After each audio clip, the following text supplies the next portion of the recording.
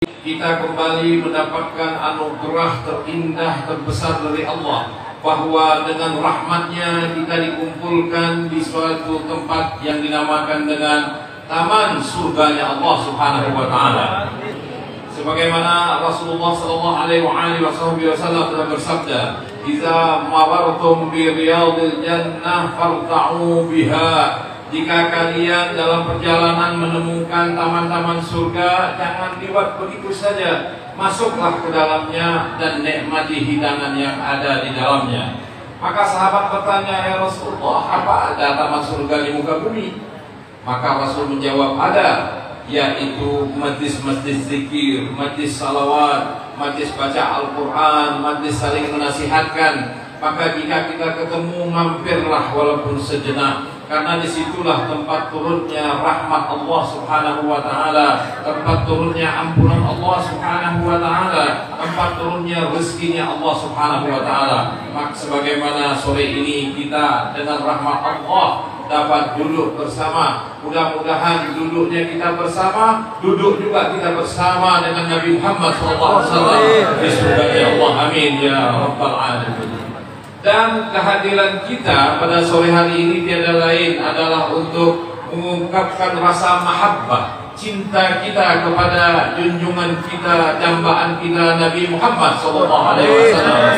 Insan mulia, insan sempurna yang terlebih dahulu mencintai kita, bahkan ketika kita masih di alam roh, masih di rahim, belum lagi muncul ke dunia, tapi Rasul telah menyayangi kita, telah mendoakan kita, telah sama-sama mengharapkan agar kita bersama beliau di surganya. Maka inilah saatnya kita membalas cinta itu kepada Nabi Muhammad SAW. Paling tidak kita ambil bagian sedikit, walaupun sedikit, tapi ada saham di dalamnya. Kita duduk bersama sehingga kita dapat bersalawat, dapat berzikir, dapat mendengarkan tausiah, dapat mendengarkan nasihat, saling bersilaturahmi, saling mendoakan. Ini sebuah nikmat yang sangat-sangat agung.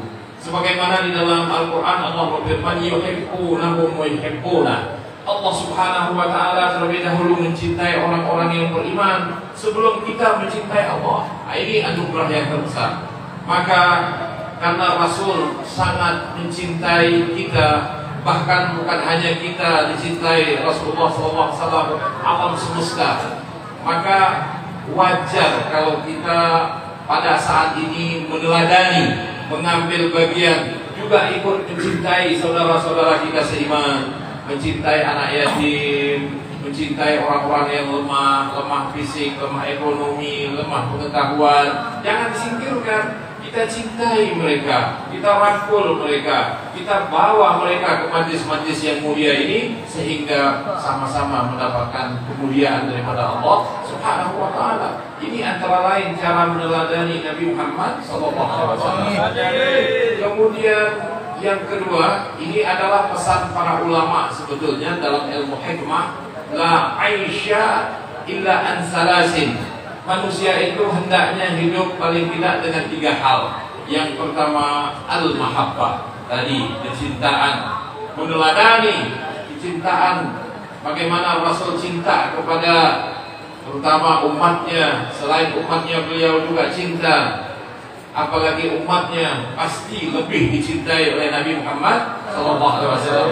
Contoh nyata orang yang mencintai itu ketika dia disentuh dengan hal yang tidak menyenangkan. Sebagaimana baginda Rasul SAW ketika berada di Taif berdakwah, ditolak, diejek, bahkan penduduk Taif memerintahkan anak-anak kecil melempari beliau dengan batu sampai berdarah kaki baginda Nabi Muhammad SAW. Sampai malaikat jengkel melihat kelakuan jelek daripada penduduk Taif, menawarkan jasa, "Ya Rasulullah, jika engkau izinkan, aku akan timpakan gunung-gunung yang ada di Taif kepada mereka."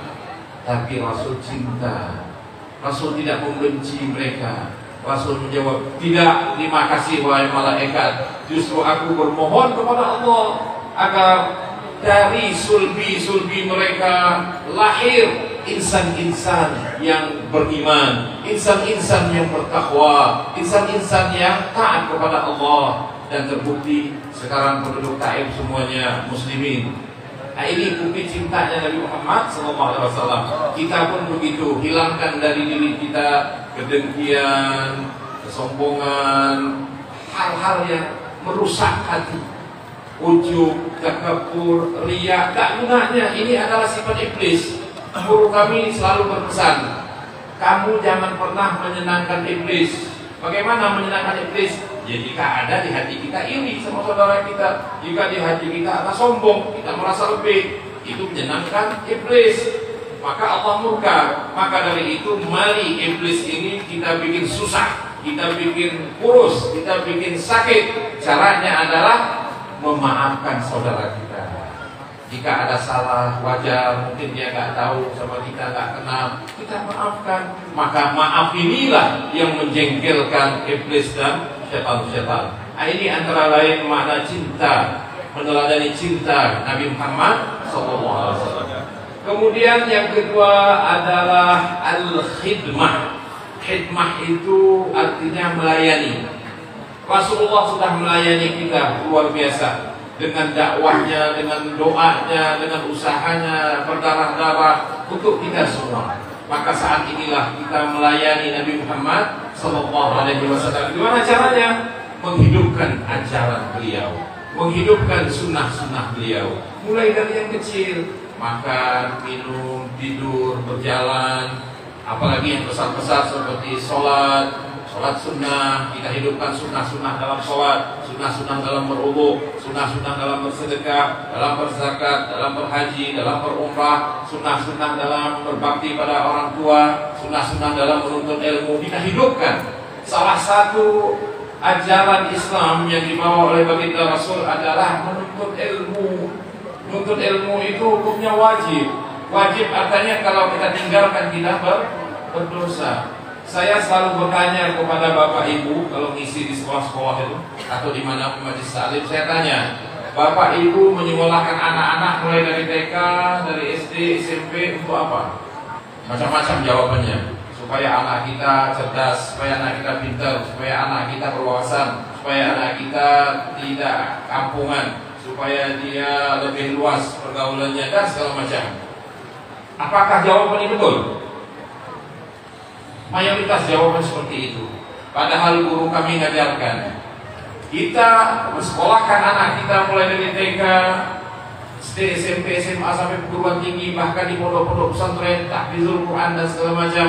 Tujuannya satu, melaksanakan perintah Allah dan Nabi Muhammad SAW bahwa menuntut ilmu itu wajib hukumnya. Kalau ditinggalkan dosa. Nah, ini yang paling utama. Maka dengan ilmu kita dapat melayani Allah, melayani Nabi Muhammad SAW, melayani umat daripada Nabi Muhammad SAW. Kemudian yang ketiga adalah an-nasihah. Nasihat ini penting, kepedulian itu penting. Tapi saat ini kepedulian itu sudah mulai menipis. Zaman dulu waktu saya masih kecil-kecil di kampung, jika kita bermain terlalu malam sampai maghrib, orang-orang tua kita pesan sama seseorang yang kita takuti, biasanya guru ngaji atau guru madrasah, kita akan dipukul sama rotan. Dan orang tua kita mengizinkan, karena kita nakal dulu, main kejar-kejaran, azan sudah berkumandang, enggak pulang-pulang, boro-boro mau mandi, apalagi mau salat maghrib.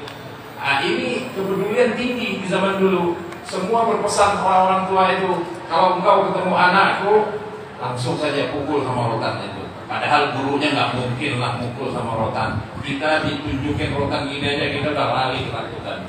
Nah, ini kepedulian yang tinggi. Sehingga begitu sebelum azan maghrib berkumandang, kita sudah berada di rumah masing-masing.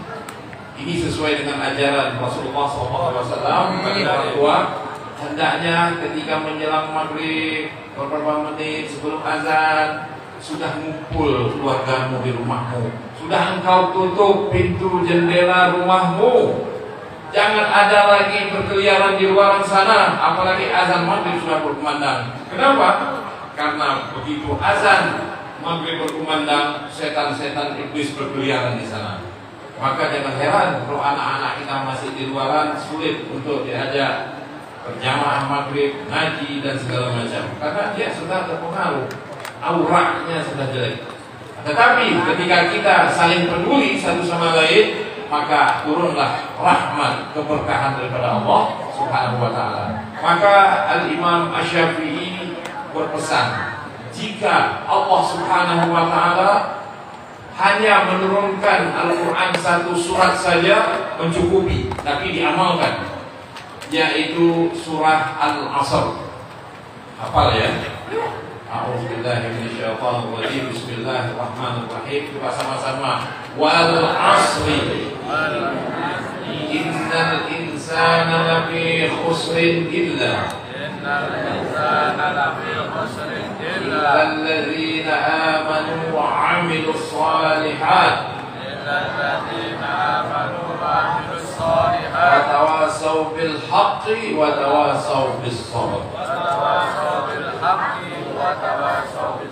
Di sini Allah bersumpah demi masa, demi waktu apapun, waktu pagi kah, subuh kah, malam kah, terutama waktu yang menjelang maghrib atau waktu yang sedikit lagi dunia ini kiamat. Allah bersumpah dengan waktu. Kenapa? Karena waktu itu modal utama kita hidup.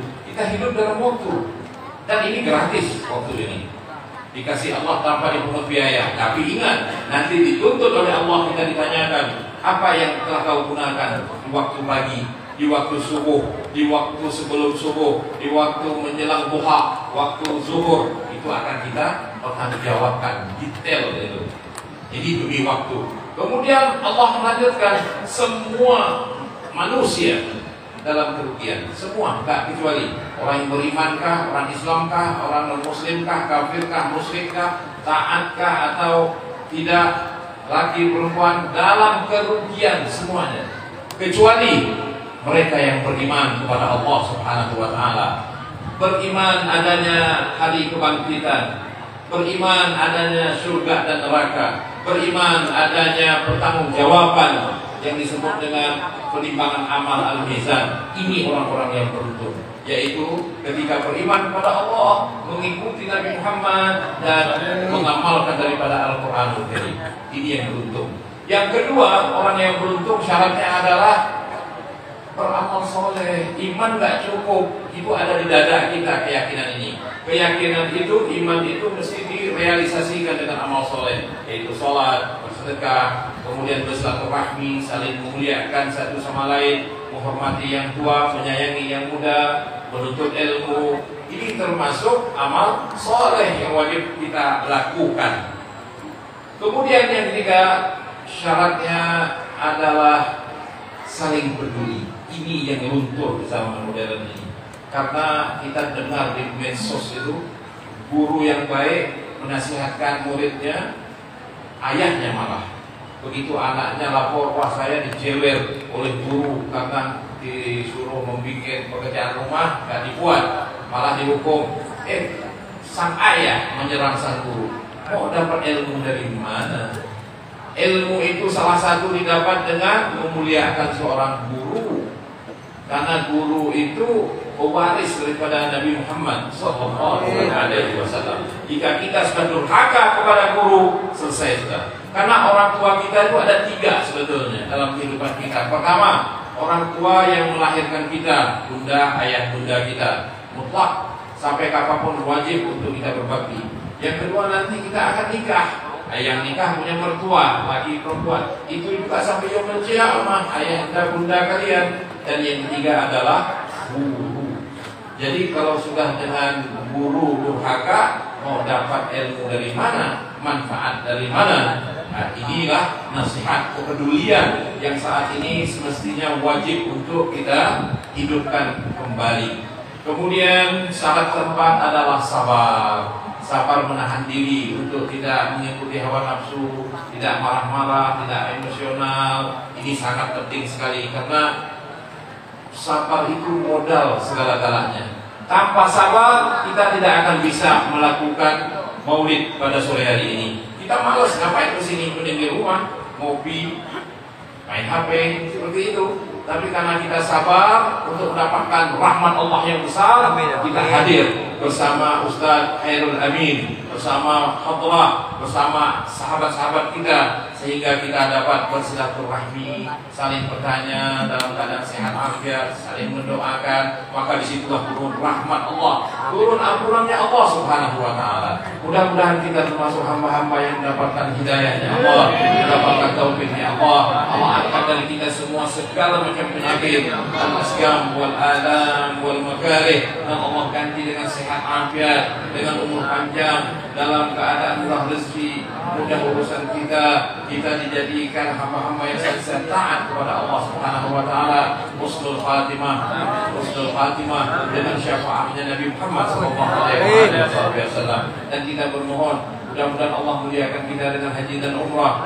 Allahumma arzuqna ya Allah ziarah baitikal mu'azzam wa rasulikal mukarram fi hadzal 'am wa fi kulli 'am fi ahsanil hal bi rahmatika ya arhamar rahimin. Ya Allah biha ya Allah bi syafa'ah min khairil bariyah.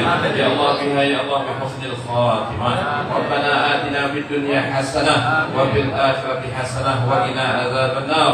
Wa sallallahu ala sayyidina Muhammad wa ala alihi wa sahbihi wa baraka wa sallam. Walhamdulillahi rabbil alamin bi sirril asraril Fatihah.